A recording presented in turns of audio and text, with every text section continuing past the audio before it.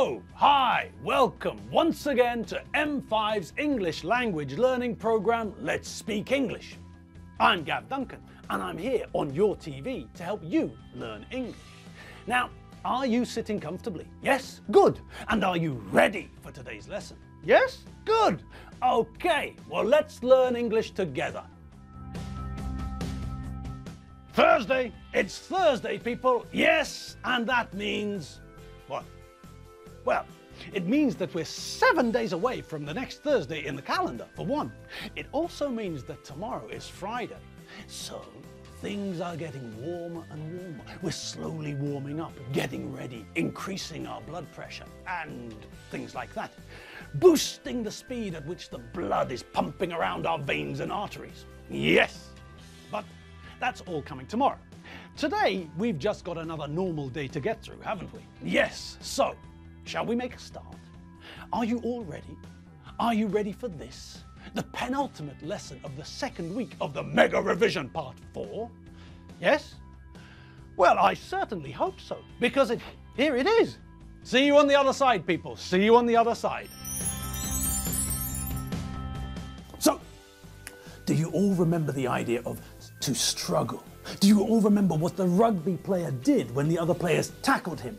When the other players tried to stop him and take the ball away from him? Yes, that's right. He resisted and struggled. And yes, we can see from the ED ending that the verb to resist and the verb to struggle are regular. Well done for noticing. He fought back. He tried to fight against them. Okay, so we know that the idea of resist, the idea of struggle, the physical idea. Think about József Attila. Yes, one of the many famous Hungarian poets.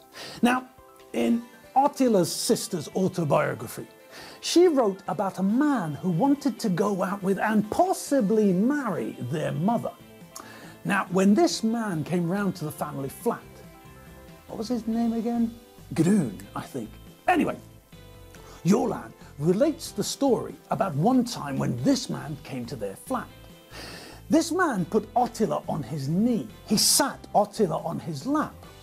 All right, but Attila didn't want to sit on this man's knee. Attila didn't want to sit on this man's lap.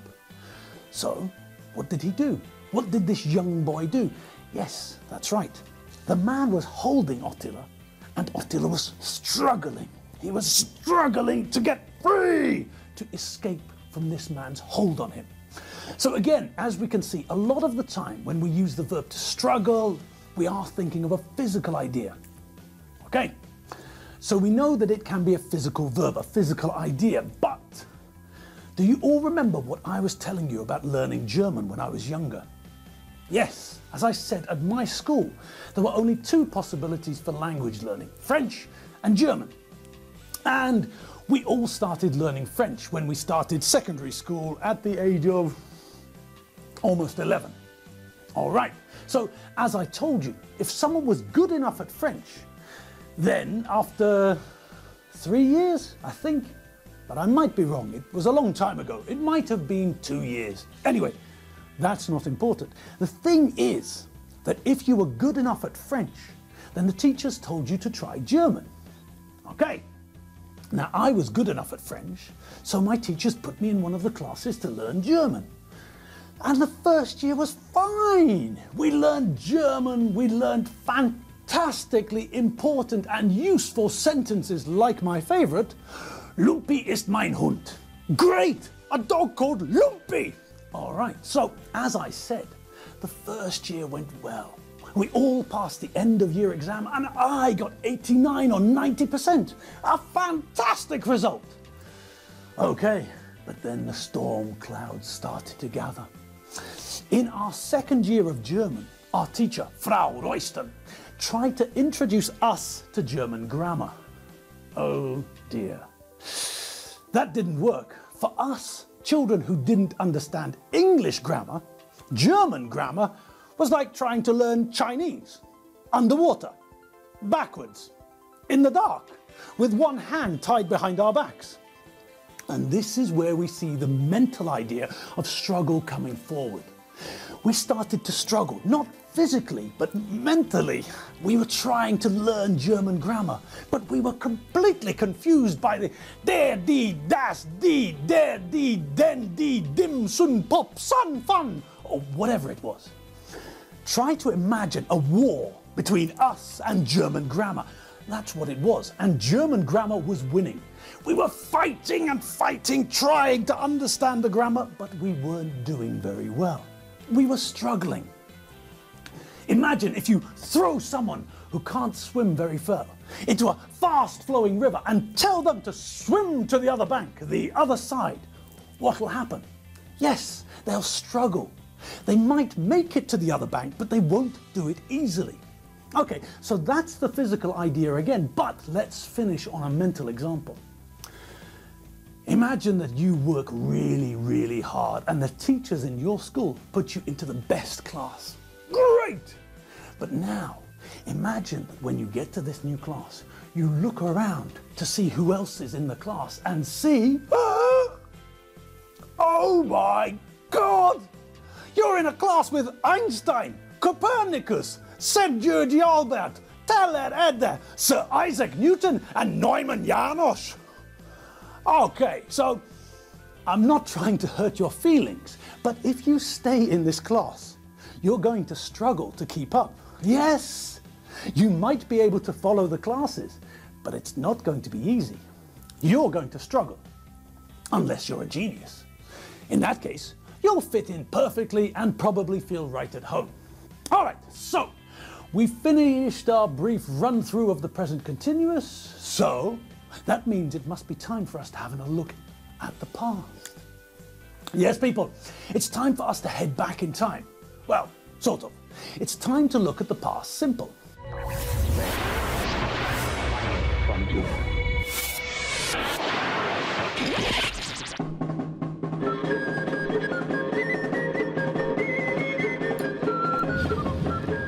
All right, so this isn't going to be hard, is it? No.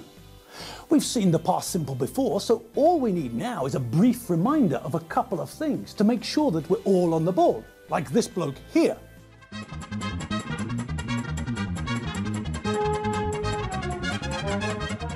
Okay, so let's get started. We all know our onions about the past simple, but we still need to blow the cobwebs away and dust our knowledge from time to time, and that time is now.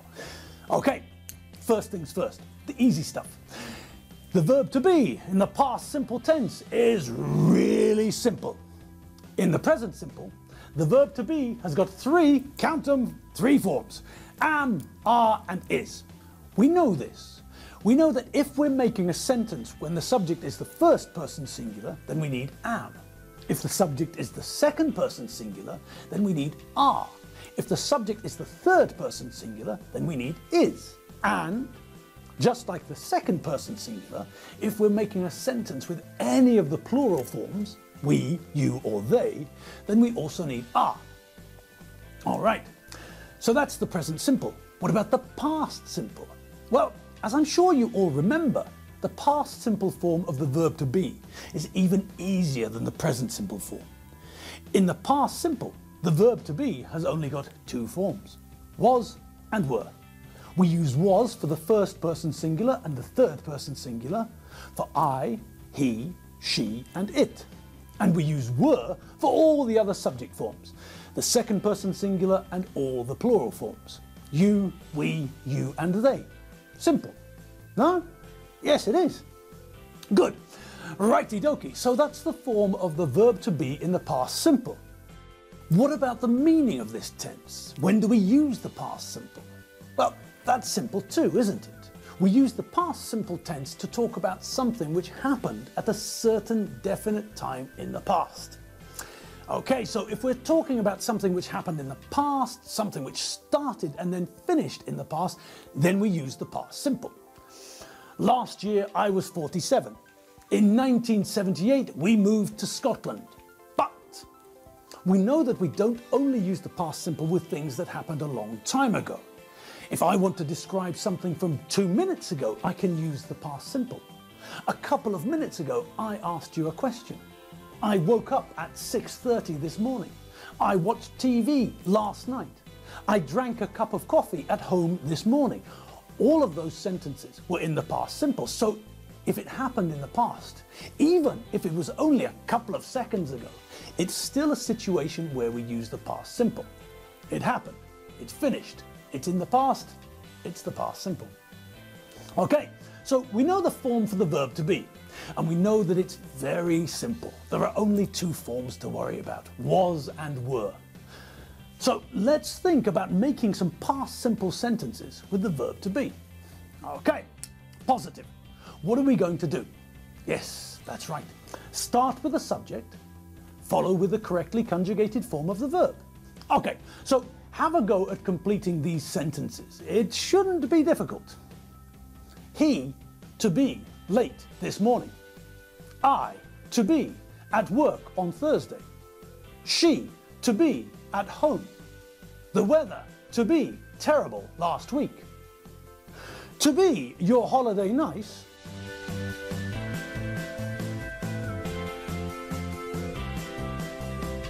Okay, simple pimple, no? Well, perhaps I did put a couple of harder ones in there at the end just to test you, but I don't think that they're that hard, are they? Well, let's see, shall we? Okay, the first one, simple. He, the third person singular. So, we use which form? That's right, was, he was. So, what's the whole sentence? Yes, he was late this morning. Done. Next, subject, first person singular. Okay, what form? Was. Good. I was at work on Thursday. Simple. Next, subject, third person singular. What form? Was. Good. She was at home. Done. Next, subject, the weather. Okay, and which subject is the weather? Yes, that's right, it's it. It's the third person singular. So, what form? Was. Good. The weather was terrible last week. Done. Next. Aha. This one's different, isn't it? Yes, what's that lurking at the end of the sentence? Yes, it's a question mark, isn't it? And what does that tell us? Yes, Einstein, that tells us that this is a question. Good. But what do we know about questions in English? What changes when we ask questions in English? What do we do to a positive statement to turn it into a question? Well, we all remember that positive statements follow the pattern of subject, then verb. But questions change the pattern. Questions start with a verb, and then we get the subject. Okay? So, in question 5, which part is the subject? Yes, that's right. In that sentence, the subject is your holiday. Good. And what subject form is that? Yes, good. It's the third person singular. Okay. And what does that mean? Well, that means we need was, not were. Fine. So, think about that sentence. If we wanted to create a positive sentence, then what would it look like? Yes, we'd start with the subject, your holiday, and then follow with the correctly conjugated form of the verb to be in the past simple, was. After that, we'd finish the sentence with the rest of the sentence, which in this case is just the adjective nice. So that would give us the positive sentence. Your holiday was nice. Okay, well, turn that into a question. And once more, almost all the grains of sand have slipped through from one side of the hourglass to the other, which tells us, for one, that it's almost time for us to go, and also, for two, that the soft-boiled egg we were cooking is now as hard as a diamond. We can use it as a weapon, but I wouldn't recommend that you eat it. I don't think that you could eat it, to be honest. Anyway, next time we'll have to use a different timer. An egg timer might be a better idea. All right, people, it's time for us to part for the day. So, you go wherever you fancy, and I'll head out of the door towards the flat where I live, where there is coffee in the kitchen. I'll see you all tomorrow. And you know what day tomorrow is, don't you? Yes, it's not Tuesday. Damned right it's not Tuesday. All right, you all know what to do, don't you? Yes, do your chores, do your homework, and then, well, I don't know, go for a run, go for a jog, do some press-ups, do some sit-ups, do some chin-ups, do some squats, do some yoga, do something, and have fun. See you tomorrow. See you later. www.mediaclick.hu. Bye!